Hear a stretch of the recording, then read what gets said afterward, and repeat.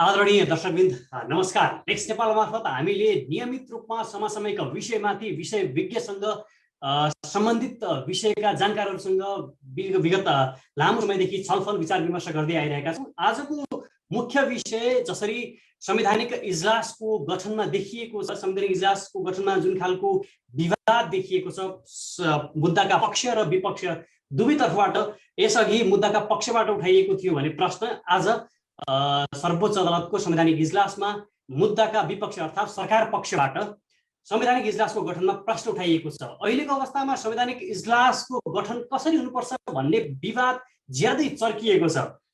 नेपालको संविधानको धारा 137 ले गरेको व्यवस्था बमोजिम विगतमा अथवा योभन्दा केही दिन अगाडि समस्या आइसके पछाडि वरिष्ठताका आधारमा न्यायाधीशको यदि सिफारिस भयो भने संवैधानिक इजलासमा विवादको निरूपण हुन्छ भनिएको थियो। तर त्यो विवाद झनै बल्झिएको छ। आजको इजलास वरिष्ठताका आधारमा गठन गरिएको थियो, तर सरकार पक्षबाट जुन खालको त्यहाँ प्रश्नहरू उठेका छन् दुई न्यायाधीश उप न्यायाधीश आनन्द मोहन भट्टराई र ईश्वर खतिवडा उप उहाँले यो मुद्दा हेर्न नमिल्ने भन्ने खालको जुन प्रश्न उठाइएको छ, अब यसले झनै जटिल बनाइदिएको छ अहिलेको समस्यालाई। अब भोलिका दिनमा इजलास कसरी अगाडि बढ्ला भन्ने धेरैको चासोको विषय बनेको छ। यस विषयमा हामीले अब समाधान के त, अब यस्तो अवस्थामा जुन खालको विवाद देखिएको छ यो जटिलताका बीच हामी अब कसरी समाधान हुने भन्ने विषयमा हामी आज चर्चा गर्दैछौँ।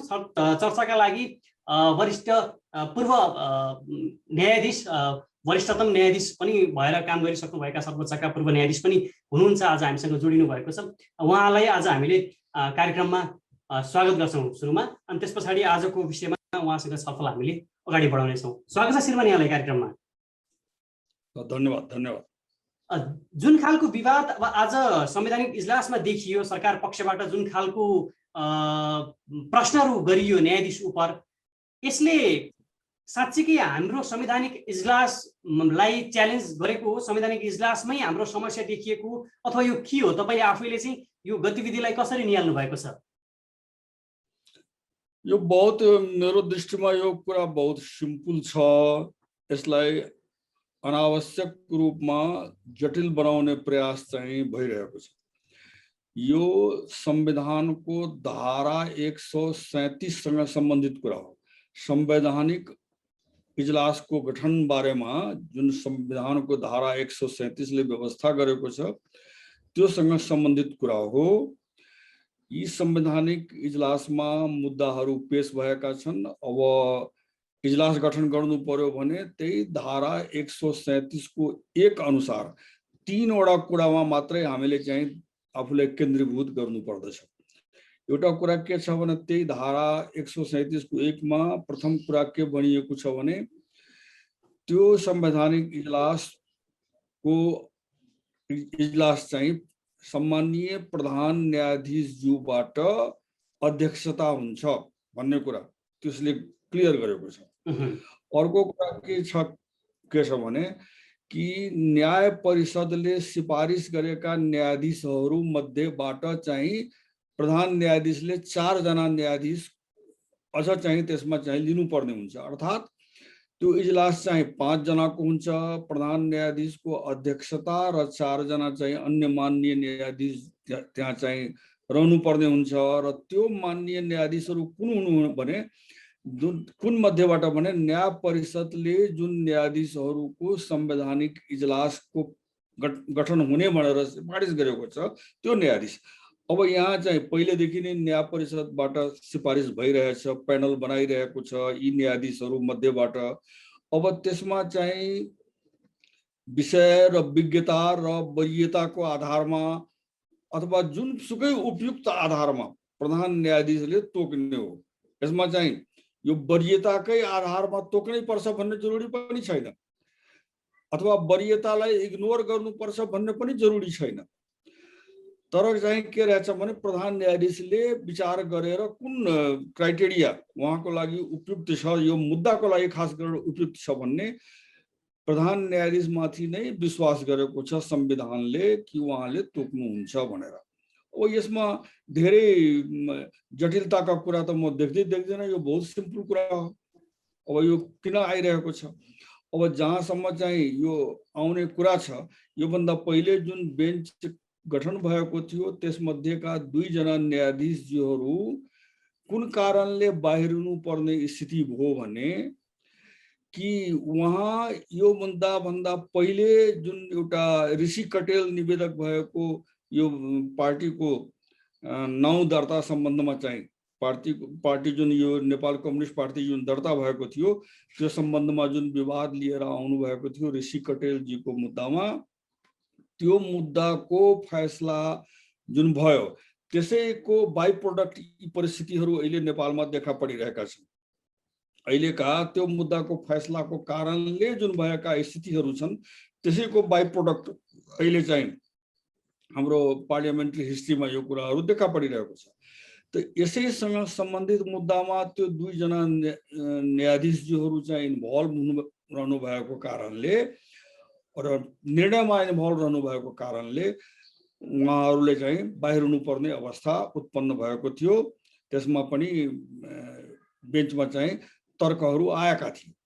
अब अहिलेको जुन परिस्थिति छ, अहिले जुन यो बेन्च गठन भएको छ भन्ने, त्यहाँ चाहिँ 5 जना न्यायाधीश हुनुहुन्छ। 5 जनामा एकजना प्रधान न्यायाधीश हुनुहुन्छ। प्रधान न्यायाधीश त्यो मुद्दामा पनि इन्भल्भ हो, प्रधान न्यायाधीश, यसमा सन्देह छैन।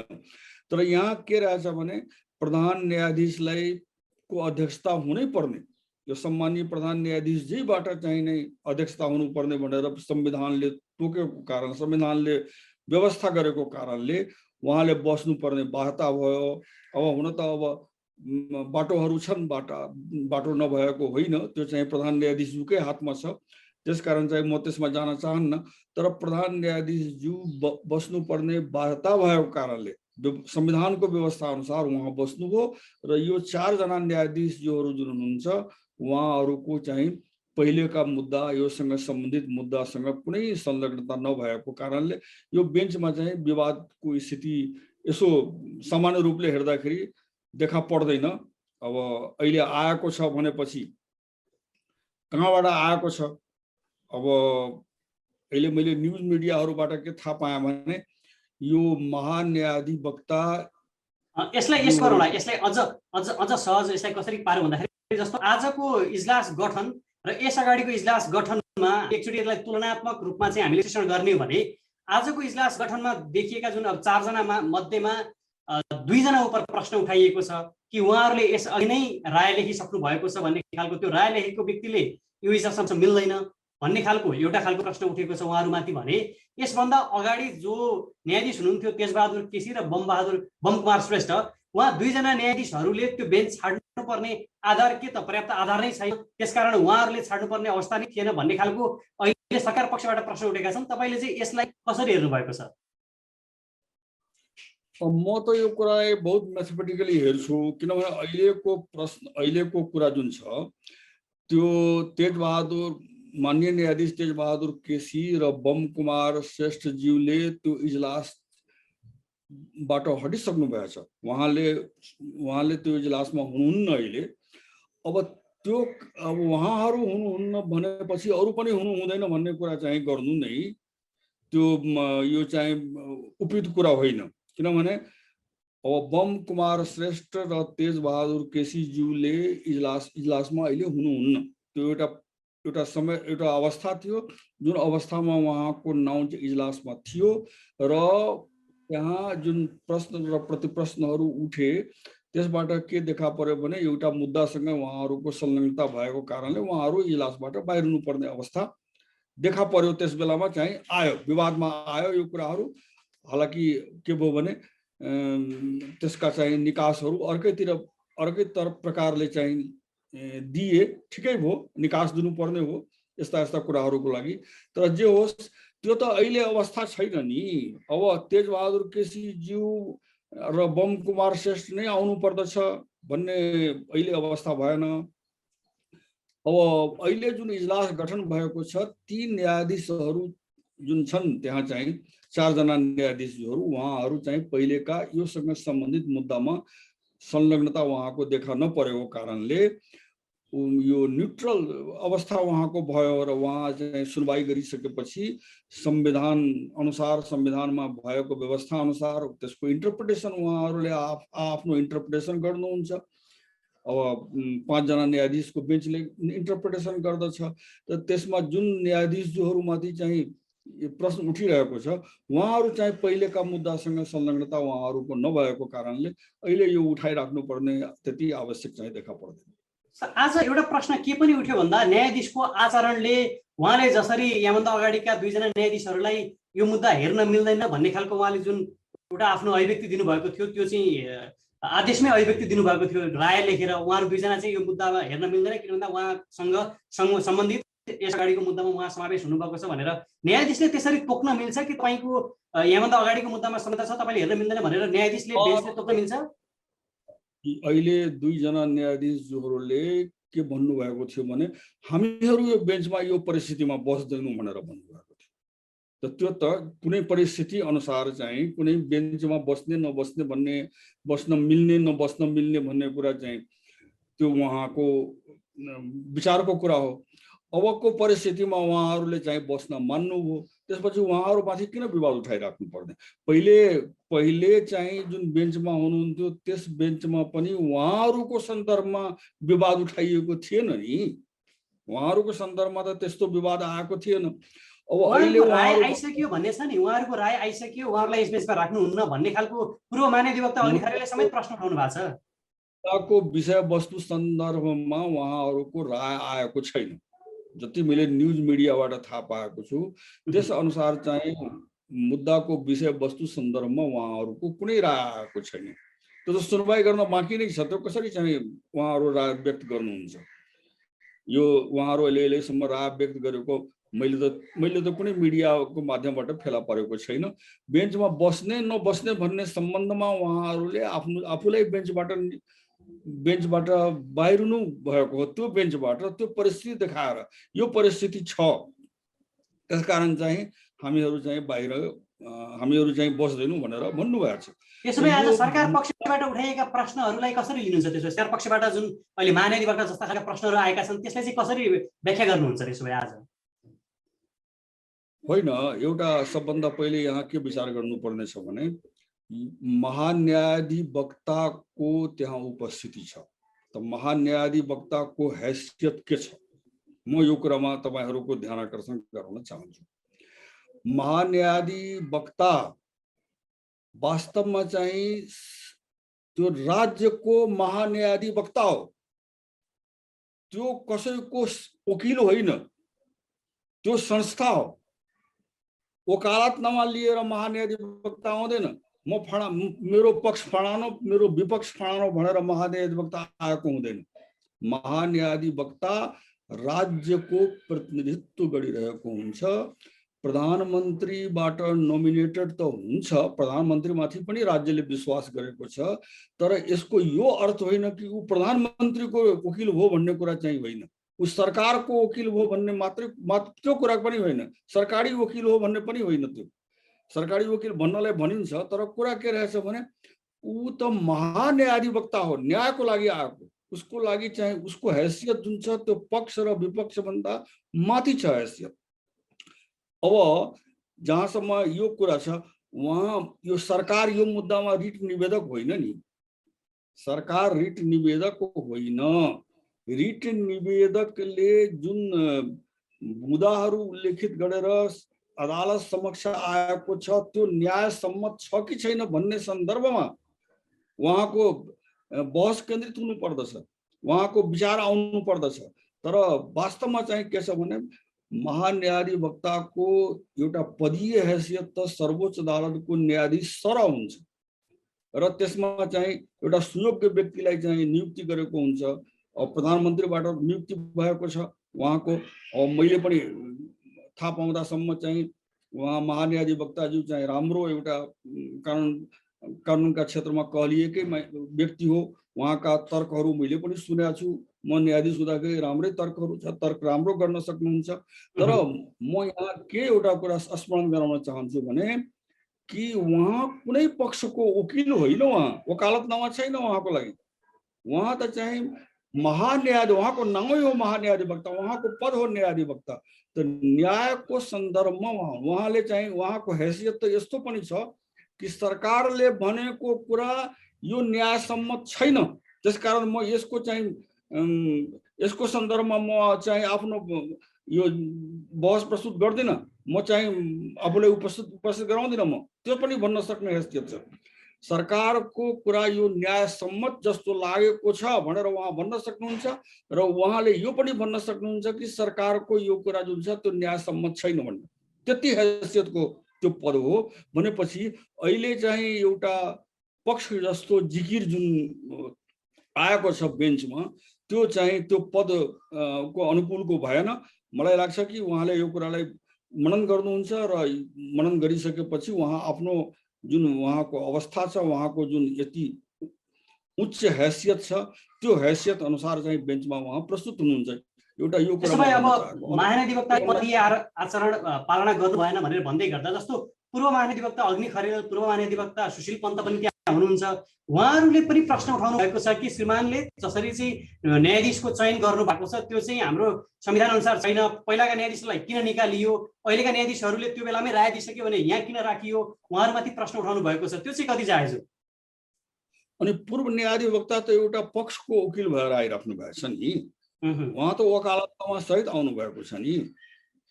त उहाँले भन्नेको त मलाई अलि उहाँले आफ्नो आफ्नो पक्षको बारेमा त पक्षको भलोको निमित्त उहाँले जुन कुरा उहाँले भलो लाग्छ त्यो कुरा भन्न सक्ने हो। उहाँ महान्यायाधिवक्ताज्यूले पनि यसरी चाहिँ भन्न नसक्ने भन्ने कुरा चाहिँ छैन, भन्न सक्ने हो। तर उहाँ त जुन बेन्चमा उपस्थित हुनुहुन्छ त्यो त्यहाँ उहाँको उपस्थिति जुन छ त्यो एउटा पक्षको वकिल भन्दा माथिको स्थिति, न्यायको पक्षमा उहाँ उभिनु भएको छ। त्यसकारण चाहिँ उहाँले त्यो बेन्चको सन्दर्भमा रोजे जस्तो यो न्यायाधीश हुने यो न्यायाधीश नहुने भन्ने त्यो कुरा चाहिँ एउटा पक्षको वकिल जस्तो उहाँले चाहिँ अलिक गर्न चाहिँ त्यो नगरेको भए राम्रो हुन्थ्यो जस्तो मेरो आफ्नो व्यक्तिगत विचारमा मैले चाहिँ भनिरहेको छु। त्यसो भए अब प्रधान न्यायाधीशले कस्तो कस्तो कदम अगाडि बढाउनु पर्छ? किन भन्दा यहाँभन्दा अगाडिको इजलासमा पनि प्रश्नहरू उठे न्यायाधीशहरूमाथि, अहिले पनि आजका दिनमा पनि प्रश्नहरू उठेका छन् फेरि दुईजना न्यायाधीशमाथि, उहाँले सिनियरिटीका रूपमा ल्याउँदा पनि फेरि प्रश्नहरू उठेका छन्। अब त प्रश्नहरू त सबै न्यायाधीशहरूमाथि कायमै रह्यो नि त, यहाँभन्दा अगाडिका दुईजना अहिलेका दुईटा न्यायाधीशमाथि। अब कसरी अगाडि बढ्ने? यो अन्य विवादमा यसमा जानै हुँदैन। यसमा चाहिँ के छ भने कि प्रधान न्यायाधीशले यो बेन्चको अध्यक्षता गर्ने, न्याय परिषदले जुन सिफारिस गरेका छन् जुन नाउँहरू त्यसमध्येका न्यायाधीशहरू मध्येबाट 4 जना न्यायाधीश प्रधान न्यायाधीशले तोक्ने। अब ती 4 जना न्यायाधीशहरू जुन हुनुहुन्छ उहाँहरू कुनै अन्य मुद्दाबाट अथवा कुनै कारणले चाहिँ यो प्रवृत्ति हुने स्थिति छ भने पहिले नै मेरो डिसिजन भइसकेको छ भन्ने कुराहरू छ भने उहाँहरूले आफै त्यो बेन्च छोड्नुहुन्छ। अब अहिलेको स्थिति हेर्दाखेरि त्यो पहिलेको चाहिँ कुनै मुद्दामा उहाँहरूको इन्भल्भमेन्ट छैन, उहाँले कुनै त्यस प्रकारको राय यो धारा 76 को सन्दर्भमा चाहिँ राय यो आएको पनि छैन। आएको भए पनि नजिरको रूपमा त फेरि लिन सकिन्छ, पहिलेका मुद्दाहरू पनि लिन सकिन्छ। तर कुरा के छ कि अहिले न्यायको रोहमा यी न्यायाधीशहरू जुन तोकिएका छन् उहाँहरूको बारेमा कुनै प्रकारको यो बायसनेस यो प्रवृत्ति धारणा हुने स्थिति चाहिँ बिल्कुलै नभएको कारणले त्यो बेन्चलाई चाहिँ स्वतन्त्र रूपले काम गर्न दिनुपर्दछ र बेन्चबाट राम्रो निर्णय आउँछ, संविधान सम्मत आउँछ भन्ने आशा गर्नुपर्दछ, भन्ने विश्वास गर्नुपर्दछ भन्ने चाहिँ मेरो भनाइ छ। यसमा अनावश्यक रूपले यो बेन्च रोजाइको कुरा चाहिँ गर्नु हुँदैन। पहिले पनि बेन्च रोजाइको कुरा भएको छैन। त्यो मात्र चाहिँ के भनिएको छ भने कि 2 जना न्यायाधीशहरू जुन हुनुहुन्थ्यो उहाँहरू चाहिँ यो मुद्दासँग जुन सम्बन्धित मुद्दा छ, ऋषि कटेल निवेदक भएको मुद्दा, त्यसमा चाहिँ आफ्नो राय व्यक्त गरिसक्नु भएको कारणले र त्यो ऋषि कटेलको मुद्दाको कारणले गर्दाखेरि अहिलेको जुन एउटा यो पार्लियामेन्टमा जुन समस्याहरू देखा परिरहेको छ, धारा 76 को एप्लिकेसनमा जुन समस्याहरू देखा परिरहेको छ, त्यो सबै त्यो ऋषि कटेलको मुद्दाको फैसलाको बाई प्रोडक्ट भएको कारणले यो चाहिँ के छ भने उहाँहरू चाहिँ त्यो मुद्दा यो संलग्न रहेकोले यो मुद्दाको सुनवाई चाहिँ त्यो निष्पक्षतापूर्वक प्रवृत्त धारणाबाट मुक्त भएर होला भन्ने अप्ठ्यारो हुन्छ। किनभने उहाँले पहिले बोलेका कुराहरूसँग त उहाँको सहमति हुनु पर्यो। त्यसकारण चाहिँ के छ भने उहाँहरूलाई नै अप्ठ्यारो पर्ने भएको कारणले त्यो सुझाव दिएको हो, निवेदक पक्षहरूबाट निवेदन गरिएको हो यो कुरालाई। अब यो कुरालाई चाहिँ अन्य न्यायाधीशहरूमाथि पनि बदलाको भावनाले यसरी काम गर्ने भन्ने कुरा चाहिँ राम्रो छैन। यसले न्यायालयप्रति कस्तो स्थिति प्रभाव पार्यो त? जस्तो अब आज पनि पक्षका तर्फका वकिलले के भनेका छन् भन्दाखेरि अहिले सरकारबाटै न्यायालयको विघटन हुने खालका प्रयासहरू भइरहेका छन्। यो चाहिँ एकदमै शोचनीय छ अथवा यो प्रश्न चिन्ह यसमा खडा हुने अवस्थाको छ। त्यसकारण अहिलेको अवस्था न्यायालय कसरी, अब यो जुन अवस्था छ यो अवस्था प्राकृतिक नै हो अथवा यो सामान्य नै हो, यो कस्तो अवस्था आइपुगेको भनेर अहिले चौतर्फी सर्वसाधारणले प्रश्न गरिरहेका छन्। अवस्था चाहिँ राम्रो छैन। यो वातावरण जुन बनाइएको छ अहिले त्यो राम्रो वातावरण होइन। न्यायालयमाथि सरकारले पनि विश्वास गर्नुपर्ने, न्यायालयमाथि चाहिँ अनर्गल टिप्पणीहरू कसै तर्फबाट पनि आउन नहुने, यो सरकारले गरेको काम संविधान सम्मत छ कि छैन भन्ने कुरा हो, हाम्रो चाहिँ परम्परालाई स्थापित गर्ने कुरा हो होइन। अब यसबाट चाहिँ यसलाई व्यक्तिगत रूपले प्रधानमन्त्रीको पद पनि त व्यक्तिगत पदको रूपमा त हुँदैन नि, त्यो त संस्था हो नि। अब त्यो पद के हो? त्यो पद के हो भने तपाईको प्रतिनिधि सभाले जसलाई नेता बनाएको छ त्यो प्रधानमन्त्री हुन जान्छ। अब यसमा धारा 76 मा त्यो प्रक्रिया चाहिँ उल्लेखित गरेको छ। यो मुद्दामा चाहिँ त्यो प्रक्रिया अनुसार यो छ कि छैन भन्ने कुरा मात्रै हो। अब विघटन जुन भएको छ त्यो पनि संविधान सम्मत छ कि छैन भन्ने कुरा विचार गर्नुपर्ने हो।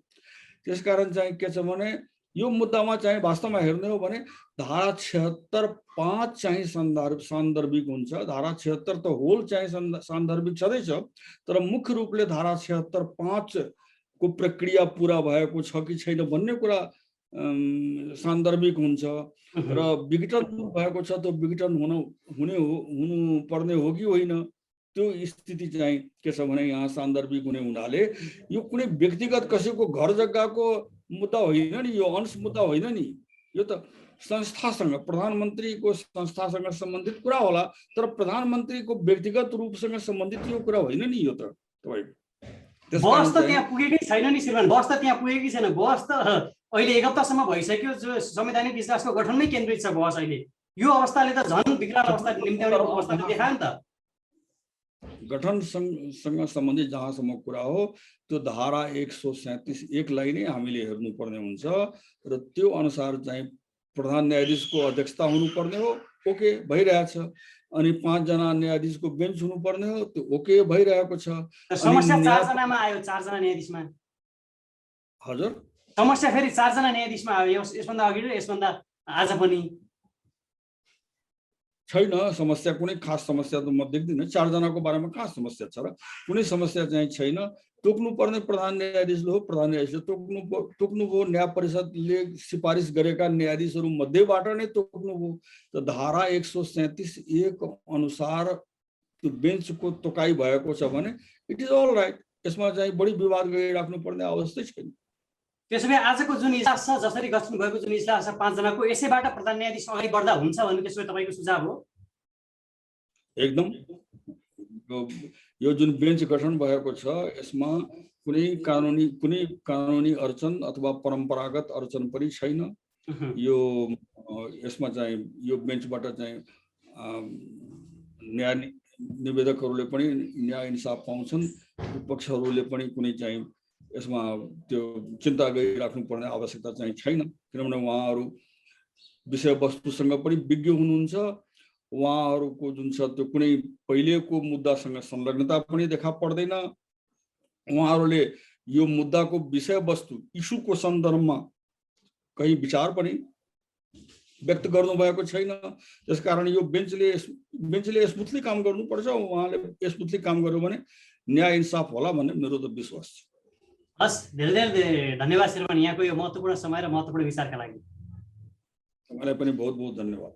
उहाँ हुनुहुन्थ्यो पूर्व न्यायाधीश कृष्ण दलाल। उहाँसँग हामीले आज विशेषतः संवैधानिक इजलासमा देखिएको विवाद र यसको निरूपण कसरी हुनुपर्छ भन्ने विषयमा छलफल गऱ्यौँ। आगामी दिनमा पनि हामी यस्ता समसामयिक विषयमा छलफल गर्ने नै छौँ। तबसम्मका लागि हामीलाई बिदा दिनुहोस्। नमस्कार।